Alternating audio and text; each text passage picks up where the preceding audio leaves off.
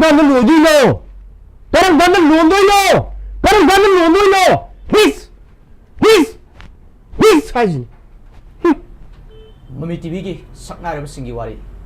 ꯍꯧꯖꯤꯛ ꯑꯩꯈꯣꯏ ꯈꯨꯗꯤꯡꯃꯛ ꯇꯥꯃꯤꯟꯅꯈ꯭ꯔꯦ ꯌꯥꯝꯅ ꯐꯖꯕ ꯗꯥꯏꯂꯣग ꯑꯃ ꯑꯩꯍꯥꯛꯅ ꯁꯛ ꯇꯥꯛꯂꯨꯗ꯭ꯔꯒꯁꯨ ꯃꯤꯌꯥꯝꯅ ꯗꯥꯏꯂꯣग ꯑꯁꯦ ꯍꯦꯛ ꯇꯥꯕꯗ ꯁꯛꯈꯪꯅꯔꯕꯅꯤ ꯑꯗꯨꯒꯨꯝꯂꯕ ꯑꯣꯖꯥ ꯀꯩꯁꯥꯝ ꯀꯨꯕꯦꯔ ꯑꯣꯖꯥꯕꯨ ꯃꯃꯤ ꯇꯤꯚꯤꯒꯤ ꯁ꯭ꯇꯨꯗꯤꯑꯣꯁꯤꯗ ꯑꯍꯥꯟꯕꯃꯛꯇꯗ ꯇꯔꯥꯝꯅ ꯑꯣꯛꯆꯔꯤ ꯏꯀꯥꯏ ꯈꯨꯝꯅꯕ ꯎꯠꯆꯔꯤ ꯑꯣꯖꯥꯒꯤ ꯃꯤꯡꯗꯤ ꯃꯤꯄꯨꯝ ꯈꯨꯗꯤꯡꯃꯛꯅ ꯈꯪꯅꯔꯕꯅꯤ ꯑꯗꯣ ꯑꯣꯖꯥꯒꯤ ꯂꯩꯐꯝ ꯑꯗꯨꯒ ꯑꯄꯣꯛꯄ ꯑꯄꯣꯛꯄꯤꯁꯤ ꯉꯁꯤ ꯃꯃꯤ ꯇꯤꯚꯤꯒꯤ ꯄ꯭ꯔꯣꯒ꯭ꯔꯥꯝꯁꯤ ꯌꯦꯡꯕꯤꯔꯤꯕ ꯈꯨꯗꯤꯡꯃꯛꯅ ꯈꯪꯅꯤꯡꯉꯝꯒꯗꯕ ꯃꯥꯜꯂꯤ ꯑꯣꯖꯥ ꯑꯃꯨꯛꯇꯪ ꯊꯝꯕꯤꯌꯨ ꯍꯥꯏꯖꯒꯦ ꯑꯩꯒꯤ ꯃꯤꯡꯁꯤ ꯀꯩꯁꯥꯝ ꯀꯨꯕꯦꯔ ꯁꯤꯡꯍ ꯑꯩꯒꯤ ꯑꯄꯣꯛꯄꯒꯤ ꯃꯤꯡ ꯀꯩꯁꯥꯝ ꯒꯧꯔꯃꯅꯤ ꯁꯤꯡꯍ ꯑꯗꯨꯒ ꯑꯄꯣꯛꯄꯤꯒꯤ ꯃꯤꯡꯅ ꯀꯩꯁꯥꯝ ꯑꯣꯡꯕꯤ ꯍꯧꯕꯤꯖꯝ ꯂꯥꯏꯔꯤꯛ ꯃꯆꯥ ꯗꯦꯕꯤ ꯑꯩꯒꯤ ꯂꯩꯐꯝꯁꯤ ꯏꯝꯐꯥꯜ ꯏꯁ ꯗꯤꯁꯤꯒꯤ ꯃꯃꯥꯡꯗ ꯂꯩꯕ ꯇꯣꯞ ꯈꯣꯡꯅꯥꯡ ꯃꯈꯣꯡ ꯍꯥꯏꯔꯤꯕ ꯂꯝꯗꯨꯗꯅꯤ ꯑꯣꯀꯦ ꯑꯣꯖꯥ ꯌꯨꯝ ꯀꯩ ꯄꯥꯟꯕꯤꯔꯕ ꯑꯩ ꯑꯗꯨꯒ ꯏꯆꯥꯅ ꯌꯨꯝ ꯄꯥꯟꯖꯔꯦ ꯏꯆꯥꯁꯤ ꯑꯍꯨꯝ ꯂꯩ ꯍꯧꯖꯤꯛ ꯏꯆꯥꯁꯤꯡꯗꯤ ꯀꯔꯤ ꯀꯔꯤ ꯍꯣꯠꯅꯔꯤ ꯏꯆꯥꯁꯤꯡꯁꯦ ꯇꯥꯕꯗ ꯌꯥꯝ ꯉꯛꯀꯅꯤ ꯑꯩꯒꯤ ꯏꯆꯥ ꯑꯍꯜꯁꯤ ꯃꯃꯤꯡ ꯀꯥꯄꯤꯜ ꯀꯧꯏ ꯃꯥ ꯍꯟꯗꯛꯀꯤ ꯍꯧꯈꯤꯕ 2022ꯒꯤ ICSLꯁꯦ ꯑꯦꯛꯖꯥꯃꯤꯅꯦꯁꯟꯗ ꯕꯣꯔꯗ ꯑꯣꯐ ꯁꯦꯀꯦꯟꯗꯔꯤ ꯏꯖꯨꯀꯦꯁꯟꯒꯤ ꯃꯈꯥꯗ ꯃꯥꯁꯤ ꯃꯦꯇ꯭ꯔꯤꯛꯁꯤ ꯄꯥꯁ ꯇꯧꯏ ꯑꯅꯤꯁꯨꯕꯤꯁꯤ ꯀꯄꯤꯂꯥ ꯀꯧꯏ ꯃꯥꯅ ꯍꯧꯖꯤꯛ ꯍꯧꯖꯤꯛ ꯅꯕꯣꯗꯤꯌꯥꯗ ꯀ꯭ꯂꯥꯁ 8 ꯇꯝꯃꯤ ꯑꯍꯨꯝꯁꯨꯕꯁꯤꯅ ꯀ꯭ꯔꯤꯄꯥ ꯃꯥꯅ ꯑꯩꯈꯣꯏꯒꯤ ꯂꯝꯐꯦꯜ ꯍꯥꯏ ꯁ꯭ꯀꯨꯜ ꯑꯃ ꯂꯩꯌꯦ ꯑꯩꯅꯁꯨ ꯑꯩꯒꯤ ꯍꯧꯔꯛꯐꯝ ꯑꯩꯅ ꯁ꯭ꯀꯨꯂꯤꯡ ꯇꯧꯖꯔꯛꯄ ꯁ꯭ꯀꯨꯜꯅꯤ ꯑꯗꯨꯗ ꯀ꯭ꯂꯥꯁ 5 ꯇꯝꯃꯤ ꯏꯁꯥꯒꯤ ꯃꯤꯡꯅ ꯀꯨꯕꯦꯔ ꯀꯦꯟꯅ ꯑꯗꯨꯝ ꯍꯧꯔꯤꯕ ꯏꯆꯥꯅꯨꯄꯥ ꯑꯍꯟꯒꯤꯁꯨ ꯑꯗꯒꯤ ꯏꯆꯥ ꯅꯨꯄꯤꯒꯤꯁꯨ ꯑꯗꯨꯒ ꯑꯃ ꯏꯆꯥ ꯅꯨꯄꯥꯁꯤꯒꯤꯁꯨ ꯀꯩꯅꯣ ꯏꯆꯥ ꯌꯥꯏꯃꯁꯤ ꯅꯨꯄꯤꯅꯤ ꯃꯥꯏ ꯀꯄꯤꯂꯥ ꯑꯗꯨꯒ ꯑꯇꯣꯝꯕꯤꯁꯤ ꯅꯨꯄꯤꯅꯤ ꯀ꯭ꯔꯤꯄꯥ ꯑꯗꯨꯒ ꯑꯃꯨꯛ ꯑꯩꯒꯤ ꯂꯣꯏꯅꯕꯤꯒꯤ ꯃꯃꯤꯡꯅ ꯑꯗꯨꯅꯤ ꯈꯪꯖꯅꯤꯡꯉꯛꯀꯗꯣꯏꯁꯦ ꯀꯦꯅ ꯂꯣꯏꯅ ꯍꯧꯔꯒ ꯏꯇꯩꯃꯒꯤ ꯃꯤꯡꯗꯨꯗꯤ ꯀꯔꯤ ꯀꯧꯔꯝꯒꯗꯒꯦ ꯍꯥꯏꯅ ꯄꯨꯔꯅꯤꯃꯥ ꯑꯗꯣ ꯏꯇꯩꯃꯅꯒꯥꯇꯤ ꯍꯥꯏꯗꯕ꯭ꯔꯥ ꯑꯉꯥꯡ ꯑꯍꯨꯝꯁꯤꯗ ꯑꯅꯤ ꯑꯃꯗꯤ ꯑꯣꯖꯥꯒꯤ ꯃꯤꯡ ꯂꯧꯕꯤꯔꯣ ꯑꯗꯨꯒ ꯑꯃꯇꯪꯗꯤ ꯑꯩꯒꯤ ꯃꯤꯡꯒ ꯂꯧꯔꯒ ꯃꯥꯟꯅꯅ ꯀꯧꯖꯒꯦ ꯀꯥꯏꯅ ꯍꯥꯏꯈꯤꯗꯕ꯭ꯔꯥ ꯍꯧꯖꯤꯛꯀꯤꯁꯤꯗꯩꯗ ꯑꯅꯤꯃꯛꯁꯤ ꯌꯥꯎꯕꯅꯤ ꯃꯨꯟꯅ ꯌꯦꯡꯕꯤꯕꯗ ꯀꯄꯤꯜ KP ꯀꯨꯕꯦꯔ ꯄꯨꯔꯅꯤꯃꯥ ꯀꯄꯤꯂꯥ ꯀ꯭ꯔꯤꯄꯥ ꯑꯅꯤꯃꯛ ꯌꯥꯎꯕ ꯑꯣꯀꯦ ꯌꯥꯝ ꯆꯥꯟꯅꯅ ꯊꯝꯕꯤꯔꯝꯃꯤ ꯑꯣꯀꯦ ꯑꯣꯖꯥ ꯑꯩꯈꯣꯏꯅ ꯁꯨꯝ ꯈꯪꯖꯔꯛꯄ ꯃꯇꯝꯗ ꯑꯣꯖꯥꯁꯤ ꯑꯩꯈꯣꯏꯒꯤ ꯐꯤꯂꯝꯗ ꯑꯩꯈꯣꯏꯒꯤ ꯗ꯭ꯔꯃꯥꯗ ꯅꯣꯛꯐꯗꯦꯅꯆꯤꯡꯕꯗ ꯃꯌꯥꯝꯅ ꯍꯦꯛ ꯑꯣꯖꯥꯕꯨ ꯍꯦꯛ ꯎꯕ ꯃꯇꯝꯗ ꯍꯥꯏꯗꯤ ꯑꯣꯖꯥꯒꯤ ꯀꯦꯔꯦꯛꯇꯔ ꯑꯣꯖꯥꯅ ꯂꯧꯕꯤꯔꯛꯏꯕ ꯀꯦꯔꯦꯛꯇꯔ ꯃꯌꯥꯝꯁꯦ ꯁꯤꯗꯒꯤ ꯑꯣꯖꯥ ꯍꯦꯛ ꯊꯣꯔꯛꯄ ꯃꯇꯝꯗ ꯃꯌꯥꯝꯁꯦ ꯑꯗꯨꯝ ꯄꯨꯛꯅꯤꯡ ꯄꯥꯏꯔꯒ ꯅꯣꯛꯅꯕ ꯉꯥꯛꯇꯅꯤ ꯑꯗꯣ ꯑꯣꯖꯥ ꯗ꯭ꯔꯃꯥꯒ ꯐꯤꯂꯝꯒ ꯅꯠꯇ꯭ꯔꯒ ꯑꯩꯈꯣꯏꯒꯤ ꯀꯩꯅꯣꯁꯤꯗ ꯅꯣꯛꯐꯗꯦꯁꯤꯗ ꯀꯔꯝꯕꯅ ꯍꯥꯟꯅ ꯈꯣꯡꯗꯥꯕꯤꯔꯛꯀꯦ ꯑꯩꯅ ꯈ꯭ꯋꯥꯏꯗꯒꯤ ꯍꯥꯟꯅ ꯀꯩꯅꯣ ꯇꯧꯕꯁꯦ ꯑꯩ ꯊꯤꯌꯦꯇꯔꯅꯤ ꯗ꯭ꯔꯃꯥꯅꯤ ꯑꯗꯨꯒꯤ ꯃꯇꯨꯡꯗ ꯀꯩꯅꯣ ꯐꯤꯂꯝ ꯑꯗꯒꯤ ꯅꯣꯛꯐꯗꯦ ꯁꯨꯃꯥꯡ ꯂꯤꯂꯥ ꯑꯍꯥꯟꯕ ꯗ꯭ꯔꯃꯥꯗꯣ ꯑꯣꯖꯥ ꯑꯍꯥꯟꯕꯁꯤ ꯗ꯭ꯔꯃꯥꯅꯤ ꯗ꯭ꯔꯃꯥꯁꯤ ꯃꯁꯤꯒꯤ ꯋꯥꯔꯤꯁꯤꯗꯤ ꯌꯥꯝ ꯁꯥꯡꯈ꯭ꯔꯅꯤ ꯑꯩꯁꯤ ꯌꯥꯝ ꯃꯥꯏ ꯁꯣꯜꯂꯤ ꯑꯍꯥꯟꯕꯗ ꯑꯗꯨꯒ ꯑꯩꯅ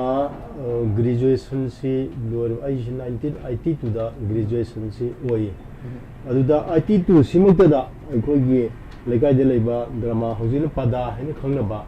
ꯄꯤꯄꯜꯁ ꯑꯥꯔꯠꯁ ꯑꯦꯟड ꯗ꯭ꯔꯃꯥꯇꯤꯛ ꯑꯦꯁꯣꯁꯤꯌꯦꯁꯟ ꯍꯥꯏꯅ ꯑꯃꯈꯛ ꯂꯩ ꯑꯗꯨ ꯑꯍꯥꯟꯕꯗ ꯄꯒꯗꯥ ꯍꯥꯏꯅ ꯈꯪꯅꯔꯝꯃꯤ ꯄꯕ꯭ꯂꯤꯛ ꯀ꯭ꯂꯕ ꯗ꯭ꯔꯃꯥ ꯑꯦꯁꯣꯁꯤꯌꯦꯁꯟ ꯍꯥꯏꯅ ꯑꯗꯨꯗꯒꯤ ꯑꯩꯁꯦ ꯍꯧꯔꯛꯈꯤꯕꯅꯤ ꯑꯗꯨꯒ ꯑꯗꯨꯒꯤ ꯃꯃꯥꯡꯗ ꯑꯃꯨꯛ 1982ꯁꯤ ꯍꯧꯖꯤꯛꯀꯤ ꯄꯒꯗꯥꯁꯤꯗꯩꯗ ꯃꯥꯒꯤ ꯊꯤꯌꯦꯇꯔ ꯋꯥꯔꯛꯁꯣꯞꯁꯤꯗ ꯑꯩ ꯌꯥꯎꯔꯦꯀꯣ ꯑꯗꯨꯒ ꯀꯨꯝꯕꯗꯤ ꯑꯩꯈꯣꯏ ꯍꯧꯖꯤꯛꯄꯨꯗꯤ ꯂꯩꯈꯤꯗ꯭ꯔꯦ ꯍꯥꯏꯕ ꯃꯤꯟꯁ ꯁꯪꯁꯊꯥꯟꯗꯨ ꯑꯍꯤꯡꯕ ꯑꯣꯏꯗ꯭ꯔꯦꯕ ꯏꯁꯇꯔꯟ ꯗ꯭ꯔꯃꯥꯇꯤꯛ ꯌꯨꯅꯤꯌꯟꯅ ꯑꯆꯥꯛꯄ ꯃꯩꯕꯨꯜ ꯂꯩꯅ ꯑꯃꯈꯛ ꯁꯥꯟꯅꯈꯤ ꯗ꯭ꯔꯃꯥ ꯑꯃ ꯑꯗꯩꯗ ꯑꯩꯁꯤ ꯃꯄꯥ ꯁꯥꯈꯤ ꯑꯗꯨꯅ ꯈ꯭ꯋꯥꯏꯗꯒꯤ ꯑꯦꯛ ꯇꯧꯕꯒꯤ ꯈ꯭ꯋꯥꯏꯗꯒꯤ ꯏꯍꯥꯟ ꯍꯥꯟꯕ ꯗ꯭ꯔꯃꯥꯒꯤ ꯑꯦꯛ ꯑꯣꯀꯦ ꯑꯣꯖꯥ ꯐꯤꯂꯝꯗ ꯑꯗꯒꯤ ꯑꯩꯈꯣꯏ ꯅꯣꯛꯐꯗꯦꯗꯒꯨꯝꯕ ꯁꯨꯝ ꯎꯔꯛꯄ ꯃꯇꯝꯗꯗꯤ ꯀꯃꯦꯗꯤꯌꯟꯒꯤ ꯔꯣꯜ ꯉꯥꯛꯇ ꯑꯣꯏꯅ ꯁꯨꯝ ꯊꯦꯡꯅꯖꯔꯛꯄ ꯍꯥꯏꯇꯥꯔꯦ ꯗ꯭ꯔꯃꯥꯗꯁꯨ ꯑꯗꯨꯝ ꯀꯃꯦꯗꯤꯌꯟꯒꯤ ꯔꯣꯜ ꯑꯣꯏꯅ ꯂꯧꯕꯤꯒꯗꯧꯔꯤꯕ꯭ꯔꯥ ꯀꯔꯤ ꯀꯔꯤ ꯗꯥꯏꯂꯣꯒꯀꯨꯝꯕ ꯃꯇꯝꯗꯨꯗ ꯅꯤꯡꯁꯤꯡꯕꯤꯕꯒꯨꯝꯕꯁꯨ ꯂꯩꯕꯤꯔꯤꯕ꯭ꯔꯥ ꯈꯤꯇꯪ ꯗꯦꯂꯤꯚꯔ ꯇꯧꯕꯤꯕ ꯌꯥꯒꯗ꯭ꯔꯥ ꯑꯩꯁꯤ ꯁꯦꯡꯅ ꯃꯌꯥꯝꯅꯗꯤ ꯀꯣꯃꯦꯗꯤꯌꯟ ꯑꯃꯅꯦꯅ ꯈꯪꯅꯕꯤꯔꯦ ꯑꯗꯨꯕꯨ ꯑꯩꯗꯤ ꯑꯍꯥꯟꯕ ꯊꯤꯌꯦꯇꯔꯗ ꯂꯥꯛꯆꯕꯗ ꯀꯣꯃꯦꯗꯤꯌꯟ ꯑꯣꯏꯅ ꯂꯥꯛꯇꯦ ꯑꯩꯈꯣꯏ ꯁꯦꯔꯤꯌꯁ ꯑꯣꯏꯅ ꯀꯨꯝꯖꯔꯛꯄ ꯉꯥꯛꯇꯅꯤ ꯗꯥꯏꯂꯣꯒꯀꯨꯝꯕꯗꯤ ꯅꯤꯡꯁꯤꯡꯕꯤꯔꯤꯕ꯭ꯔꯥ ꯗꯥꯏꯂꯣꯒꯁꯤ ꯑꯃꯈꯛ ꯑꯩꯅ ꯀꯨꯝꯈꯤꯕ ꯁꯒꯣꯜ ꯐꯤ ꯍꯥꯏꯗꯅ ꯃꯨꯟꯁꯤ ꯄ꯭ꯔꯦꯝꯆꯟꯒꯤ ꯃꯥꯒꯤ ꯃꯅꯤꯄꯨꯔꯤꯗ ꯃꯅꯤꯄꯨꯔꯗ ꯑꯩꯈꯣꯏꯒꯤ ꯗ꯭ꯔꯃꯥꯇꯥꯏꯁ ꯇꯧꯕꯁꯤꯅ ꯑꯩꯈꯣꯏ ꯇꯥꯃꯣ ꯕꯤꯔꯦꯟꯗ꯭ꯔ ꯀꯨꯃꯥꯔ ꯍꯥꯏꯗꯅ ꯑꯃꯈꯛ ꯂꯩ ꯖꯖ ꯑꯃ ꯃꯥꯅ ꯗ꯭ꯔꯃꯥꯇꯥꯏꯁ ꯇꯧꯕꯅꯤ ꯑꯗꯨꯗ ꯑꯩꯒꯤ ꯅꯨꯄꯤꯁꯦ ꯃꯥꯁꯦ ꯁꯤꯗꯅ ꯂꯩꯔꯝꯃꯦ ꯑꯗꯨꯗ ꯑꯩꯅ ꯀꯞꯄꯗꯨꯒꯤ ꯗꯥꯏꯂꯣꯛ ꯑꯃꯈꯛ ꯇꯧꯖꯔꯛꯀꯦ ꯌꯥꯔꯣꯏꯌꯦ ꯅꯪ ꯑꯩ ꯊꯥꯗꯣꯛꯇꯨꯅ ꯆꯠꯈꯤꯕ ꯌꯥꯔꯣꯏꯌꯦ ꯌꯦꯡꯉꯣ ꯅꯣꯡꯉꯥꯜꯂꯛꯂꯦ ꯎꯆꯦꯛ ꯃꯌꯥꯝ ꯈꯣꯡꯂꯛꯂꯦ ꯎꯆꯦꯛꯁꯤꯅ ꯈꯣꯡꯒꯤ ꯃꯈꯣꯟꯁꯤꯕꯨ ꯅꯪꯕꯨ ꯇꯥꯗ꯭ꯔꯕꯣ ꯍꯥꯏꯌꯣ ꯀꯔꯤꯒꯤꯅꯣ ꯅꯪ ꯑꯩꯕꯨ ꯊꯥꯗꯣꯛꯇꯨꯅ ꯆꯠꯂꯤꯁꯤꯕꯣ 야로예 나와이부 나니 들어잡기마 야로예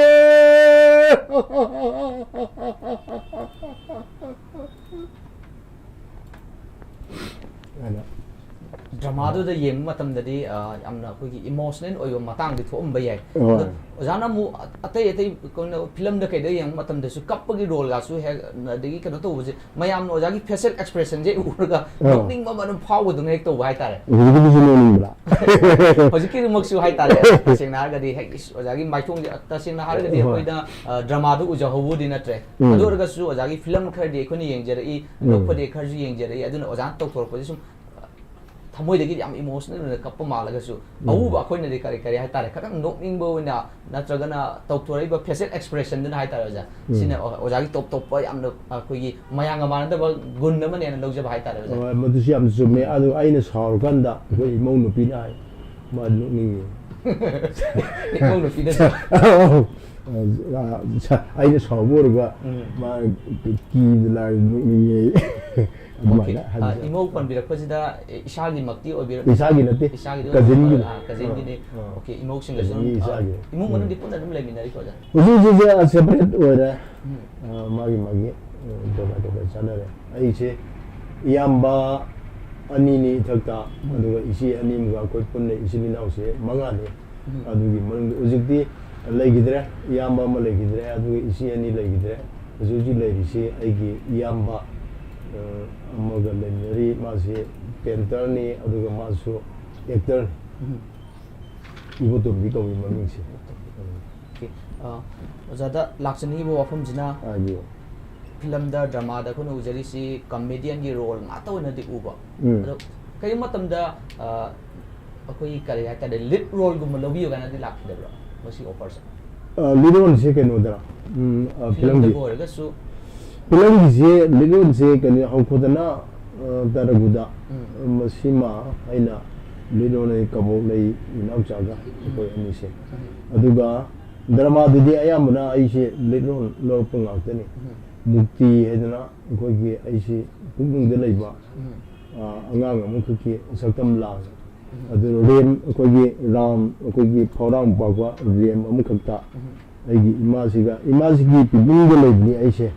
aduga aina mapan sangsar da ai thoge haibsida imana nang thokpa yaroi haiba adu aina thoge haibagi adugi angangi rolama sagi adagi sagon pisu aigi aina Hujiki angang role longkibedo matamdi khadi kuram gadaba male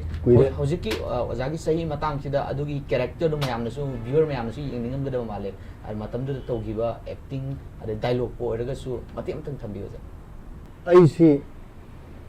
imagi pibungdagi mapan thole ko sangsar thole adu sangsar ji hek lakpada ukhoi uji ukhoi iram ji chanari ba ani thobi je sida matam da thingang lami thim lami aidana lay uji place de uli se aduna ai si ukhoi mi kono si hum dara uji ta harga operation haidare ko hum thirak bajida sumai thiobje matam da adugi stage kono performance ki prop oina ko longo ba season ne ba longo sene ai uppel uppaga ai si samji parga chingkhallaga ai si longum sine sajan norga ai jinga hale okay longum to uppaga samda pare singkhali ni oja ai longo mani de le ne ba long sine upaganda ꯑꯗꯣ ꯑꯩꯈꯣꯏꯅ ꯉꯥ ꯐꯥꯔꯒ ꯁꯨꯃꯥꯏꯅ ꯂꯧꯈꯠꯄ ꯑꯗꯨꯃꯥꯏꯅ ꯑꯩ ꯁꯤ ꯁꯝꯁꯤꯗ ꯄꯥꯏꯔꯒ ꯆꯤꯡꯈꯠꯂꯦ ꯂꯧꯊꯣꯛꯑꯦ ꯂꯧꯊꯣꯛꯑꯒ ꯑꯃꯨꯛ ꯂꯣꯡꯅ ꯊꯦꯛꯑꯒ ꯉꯁꯥꯏꯒꯤ ꯂꯣꯡꯉꯞꯁꯤꯗꯩꯗ ꯑꯩꯁꯤ ꯊꯝꯃꯦꯕ ꯑꯗꯨꯒ ꯊꯝꯃꯒ ꯑꯩꯁꯤ ꯂꯣꯡꯗꯨꯗ ꯁꯗꯟꯅꯔꯒ ꯀꯛꯑꯒ ꯍꯥꯠꯂꯦꯕ ꯑꯗꯨ ꯍꯥꯠꯂꯝꯗꯥꯏꯗꯨꯗ ꯑꯗꯨꯒꯤ ꯗꯥꯏꯂꯣꯛꯇꯣ ꯂꯥꯛꯆꯅꯤꯡꯉꯦꯗ ꯑꯣꯖꯥꯗ ꯍꯥꯟꯅ ꯂꯥꯛꯆꯅꯤꯡꯉꯤꯁꯤ ꯁꯝ ꯄꯥꯏꯔ ꯆꯤꯡꯈꯠꯂꯛꯑꯦ ꯍꯧꯖꯤꯛꯇꯗꯤ ꯃꯗꯨꯒꯤ ꯔꯣꯜꯗꯣ ꯂꯧꯕꯗꯤ ꯌꯥꯒꯗꯕ ꯃꯥꯟꯗ꯭ꯔꯦ ꯑꯣꯖꯥ ꯁꯝꯁꯤꯗꯤ ꯌꯦꯡꯉꯒꯗꯤ ꯁꯝꯁꯦ ꯀꯔꯝꯕ ꯃꯇꯝꯗꯩꯅꯣ ꯑꯣꯖꯥ ꯁꯤꯒꯤ ꯐꯤꯕꯝ ꯌꯧꯕꯤꯔꯤꯁꯦ ꯑꯁꯤ ꯋꯥꯍꯪꯗꯨꯗꯤ ꯌꯥꯝ ꯐꯖꯕ ꯀꯩꯅꯣꯅꯦ ꯋꯥꯍꯪ ꯑꯃ ꯑꯣꯏꯔꯦ ꯑꯗꯨꯒ ꯑꯩꯒꯤ ꯁꯝꯁꯤꯁꯨ ꯁꯨꯃꯥꯏꯅ ꯍꯧꯔꯝꯗꯕ ꯅꯠꯇꯦ ꯑꯩꯒꯤ ꯁꯝꯁꯦ ꯑꯩ ꯁꯝ ꯄꯨꯕ ꯉꯝꯃꯝꯗꯦ ꯁꯝ ꯄꯨꯕ ꯉꯝꯃꯝꯗꯦ ꯃꯤꯟꯁ ꯍꯧꯖꯤꯛ ꯍꯧꯖꯤꯛ ꯃꯌꯥꯝꯗꯒꯤ ꯍꯧꯅ ꯁꯝꯁꯦ ꯄꯨꯔꯥ ꯎꯞꯄꯅꯤ ꯑꯩ ꯁꯝꯁꯦ ꯊꯥꯃꯟꯈꯤꯗꯅ ꯌꯥꯝꯃꯟꯈꯤꯗꯅ ꯃꯤꯅ ꯌꯦꯡꯕꯗ ꯇꯨꯀꯠꯆꯩ ꯍꯥꯏꯅꯦꯕ ꯌꯥꯝ ꯂꯨꯝꯃꯝꯒꯅꯤ ꯍꯥꯏꯔꯤ ꯁ꯭ꯋꯥꯏꯒꯤꯁꯨ ꯂꯣꯏ ꯍꯧꯔꯝꯃꯦ ꯑꯗꯨ 1984ꯁꯦ ꯁꯤꯗꯩꯗ ꯑꯩꯁꯦ ꯌꯥꯝ ꯀꯟꯅ ꯅꯥꯈꯤꯕ ꯑꯗꯨ ꯗꯥꯏꯕꯦꯠ ꯇꯥꯕ ꯑꯗꯩꯗꯤ ꯑꯗꯨꯒꯤ ꯃꯇꯨꯡꯗꯩꯗꯤ ꯁꯝꯁꯦ ꯄꯣꯔꯣ ꯑꯗꯨꯝ ꯀꯦꯟꯈꯤꯕ ꯋꯥꯔꯤꯁꯦ ꯑꯗꯨꯗꯒꯤꯗꯤ ꯑꯩꯅ ꯇꯥꯡꯍꯧꯔꯤꯁꯦ ꯑꯗꯨꯃꯥꯏꯅ ꯇꯧꯋꯦ ꯑꯣꯀꯦ ꯗꯥꯏꯐꯠ ꯇꯥꯕ ꯑꯅꯥꯕꯗꯨꯅ ꯃꯔꯝ ꯑꯣꯏꯔꯒ ꯅꯠꯂꯝꯗ꯭ꯔꯒꯗꯤ ꯍꯥꯟꯅ ꯁꯝꯗ ꯑꯗꯨꯝ ꯂꯩꯔꯝꯕꯁꯨ ꯌꯥꯔꯦꯕ ꯑꯗꯣ ꯑꯩꯈꯣꯏꯅ ꯍꯦꯛ ꯎꯔꯨꯕ ꯃꯇꯝꯗꯗꯤ ꯑꯁ ꯑꯣꯖꯥꯁꯤ ꯀꯔꯤ ꯋꯥꯈꯜ ꯅꯨꯡꯉꯥꯏꯇꯕ ꯊꯧꯗꯣꯛꯀꯨꯝꯕ ꯊꯣꯛꯈꯤꯕꯖꯥꯠꯅꯣ ꯅꯠꯇ꯭ꯔꯒ ꯅꯍꯥ ꯑꯣꯏꯔꯤꯉꯩꯗ ꯊꯥꯏꯅ ꯀꯥꯏꯅ ꯈꯣꯠꯅꯈꯤꯕꯒꯤ ꯌꯥꯝ ꯅꯤꯡꯉꯝꯗꯕ ꯊꯧꯗꯣꯛ ꯂꯩꯈꯤꯕꯖꯥꯠꯂ ꯂꯩꯇꯦ ꯑꯗꯨꯅ ꯍꯧꯖꯤꯛꯀꯤ ꯑꯗꯨꯗ ꯀꯦꯟꯈꯤꯕꯅꯤ ꯁꯝꯁꯦ ꯑꯗꯨꯃꯥꯏꯅ ꯍꯥꯏꯖꯒꯦ ꯑꯣꯀꯦ ꯉꯁꯥꯏꯒꯤ ꯗꯥꯏꯂꯣꯛꯇꯣ ꯇꯥꯕꯤꯔꯛꯑꯣ ꯑꯩ ꯀꯛꯑꯦ ꯊꯥꯡꯒ ꯀꯛꯑꯦ ꯁꯤꯗꯁꯨ ꯀꯛꯑꯦ ꯑꯗꯨꯗ ꯑꯩꯅ ꯂꯥꯟꯈꯤꯗꯦ ꯑꯩ ꯂꯥꯟꯈꯤꯗꯦ ꯄꯂꯦ ꯑꯩ ꯂꯥꯟꯈꯤꯗꯦ ꯀꯛꯂꯦ ꯑꯣꯀꯦ ꯑꯣꯖꯥ ꯐꯩꯔꯦꯡ ꯊꯥꯒꯤ ꯑꯉꯥꯎꯕ ꯂꯩꯆꯤꯟ ꯑꯩꯈꯣꯏꯅ ꯊꯦꯡꯅꯖꯍꯧꯕ ꯐꯤꯂꯝꯗ ꯗꯦꯟ ꯍꯨꯔꯥꯟꯕꯗ ꯃꯄꯨꯅꯤ ꯑꯗꯩ ꯍꯧꯈꯣꯗꯅ ꯇꯥꯔꯒꯨꯗ ꯑꯇꯣꯞꯄ ꯐꯤꯂꯝ ꯈꯔꯁꯨ ꯑꯗꯒꯤ ꯇꯣꯉꯥꯟꯕ ꯗ꯭ꯔꯃꯥꯗꯁꯨ ꯃꯁꯤꯡ ꯀꯌꯥꯃꯨꯛꯇꯤ ꯈꯔ ꯂꯩꯈ꯭ꯔꯦ ꯀꯔꯤ ꯌꯥꯎꯔꯤ ꯑꯩ ꯗ꯭ꯔꯃꯥꯒꯤ ꯃꯁꯤꯡꯁꯤ